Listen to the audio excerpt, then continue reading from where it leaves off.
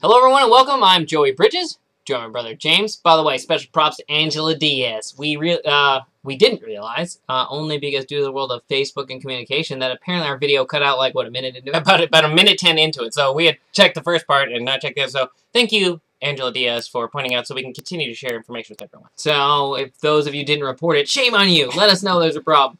Alright, by the way, it brings up an interesting point. James actually wrote a blog post and tested it very quickly on YouTube and the computer to make sure there was a problem with the audio. But this is why you use different mediums to reach people. Yeah, we had a problem with the video, but Jamie quickly went to write a post and so we could communicate the message in different ways. This is also why Google, behind the scenes, is working to actually figure out how to transcribe basically video. Absolutely, yeah, exactly. Figure out the best power to get the video in another method. So anyway, getting back to our message for today that we're kind of about. We are dressed casual, because we are getting on a plane to Australia, where we will be speaking at Mal Emery's Crack the Internet Code event this Sunday, a week from yesterday.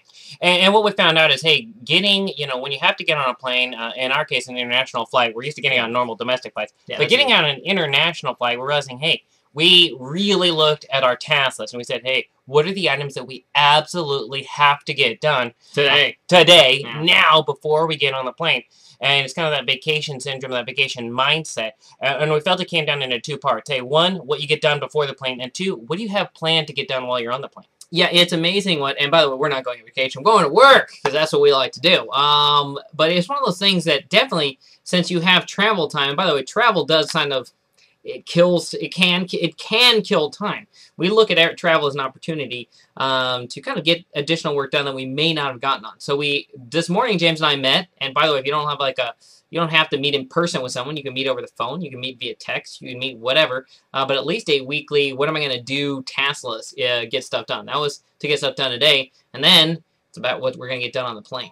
Now, we really believe in, hey, some of those daily activities. Now, our daily activity list of crossing them off really was hyper-focused when we realized that we were going to be headed out. So what we did is, we realized we call them the nagging projects. All of us have those 80% projects. Yeah. And the problem is that 80%, especially in the tougher economies, 80% is not good enough. So we realized this, we looked at, hey, how can we finish some of those 80%, or some of them were at like 20%? How can we finish some of those key projects and get them done now?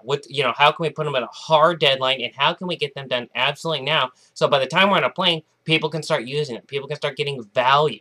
So we want to, plant that slate. Hey, what are you doing to spur on conversation with your prospects? Because that's what Australia's been doing for us. Yeah, so, by the way, what project do you have, James? What project have you started but not finished?